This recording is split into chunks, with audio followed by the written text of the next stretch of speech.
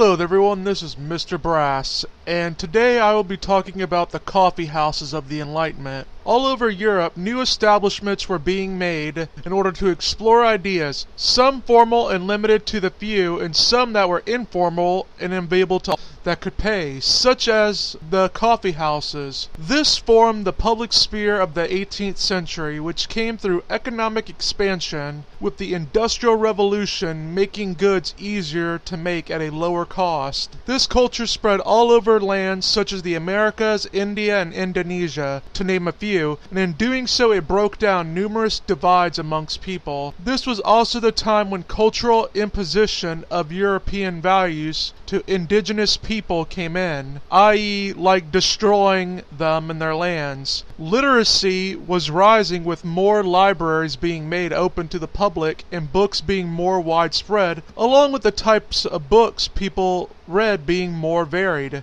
Women would get into the pursuing of ideas like, for example, Voltaire's companion Marquise Amélie du Châtelet. But despite being enlightened, sexism was still pretty common. Jean Rousseau would make clear in his works that women were predisposed to being more emotional than rational, and thus only good as a helper of men, and ultimately women would still be seen as lower than men on that front, and their books could only worsen the respectability of the elites. They were as dedicated to the degrading of women and peasants as they were building a better society for human beings. Messianic lodges would flourish during this time, and social distinctions would be cast aside to discuss ideas drenched in mysticism and sought moral regeneration of society and individuals without reference to religion. They would often be misinterpreted, though, as a challenge to the political status quo, and thus would not be met favorably. Outside of the paid institutions, one may ask about how royal populations that made up a majority of Europe contribute to the Enlightenment. The expansion of postal services made it so that even the minimally literate people could still communicate ideas with each other, and Enlightenment social reformers worked hard to break down the peasants' resistance to the Enlightenment. But in the opposite direction, you could have some lower culture people writing romantic novels that the upper culture liked, which helped influence ideas. It's very complicated and difficult to assess who influenced whom. Well, that is all for today. This is Mr. Brass saying goodbye and get wise.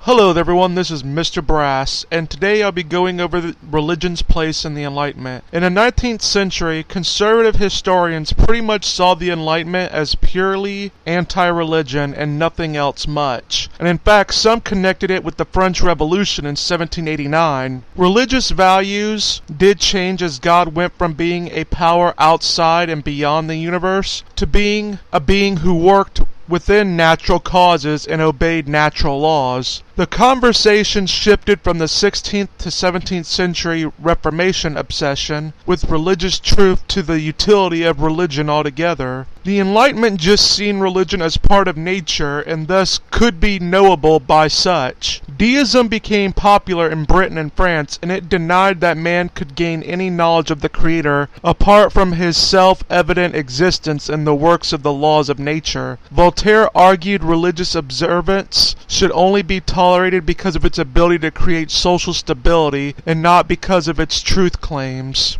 Deism provided a sort of mediation of science and religion that didn't previously really exist. Now, it would be a mistake to simplify the Enlightenment as anti-religious based off of just a small group of anti-religious writers whom are nearly always confined to the French Enlightenment. The Enlightenment dealt with organized religion in many ways, i.e. some with Voltaire's hostility and others by bolstering orthodox belief by conforming it to science. Religious tolerance became more discussed, and this came out of the military and political conflicts of the Reformation with Protestants versus the Catholic Church. The Enlightenment had to come to grips with the history of religious intolerance after just being so tired of the fighting. Voltaire himself would gain many of his ideas regarding God by reading Isaac Newton's mathematical principles of natural philosophy, and he popularized his physics. He interpreted Newton as showing God's place at a distance between himself and creation, and thus out of their moral lives. Newton's work gave much influence to deist work and their skepticism of miracles. Despite all of this, though, most people of the 18th century still believed God was the good creator of the universe. During the Enlightenment, natural philosophy was separating apart from theological ends, and this has to do with Isaac Newton to a degree, whose work, as mentioned previously, made it appear that physical laws of motion can be described by consistent mathematical systems. Newton, though, was more complex, as he denied mathematics could describe how things were kept into being,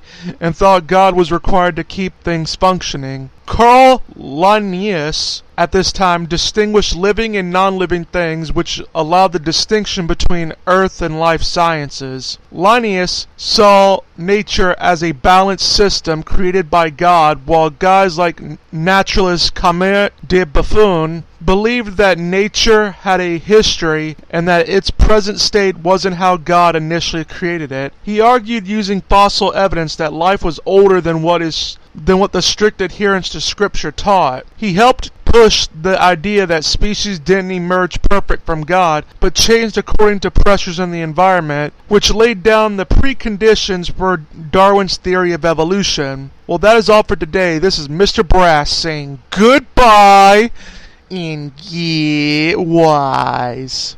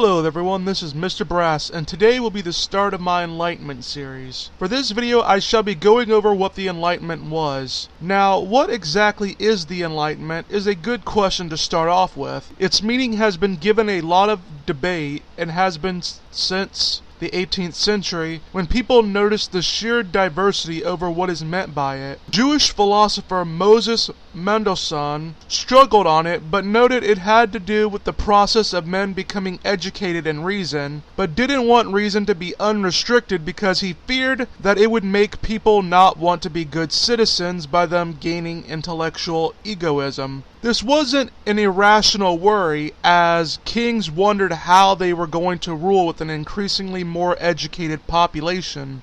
Immanuel Kant thought the same of what to do once man can think unlimitedly, and ultimately agreed with Moses that it was a process and that they weren't living in the Enlightenment age, but rather they were getting there. This was different than others who seen the era as the pinnacle of social and political arrangements. The Enlightenment, as historian Duranda Outram says, is better described as a series of problems and debates, of flashpoints characteristics of the 18th century, or of pockets where projects of the intellectual expansion impacted upon and changed the nature of developments in society and government on a worldwide basis. It used to be seen that the Enlightenment only happened in Europe, but H.F. May's The Enlightenment in America publication, amongst others, brought doubt to that, and historians became interested in the social aspect of the Enlightenment and how ideas were used socially.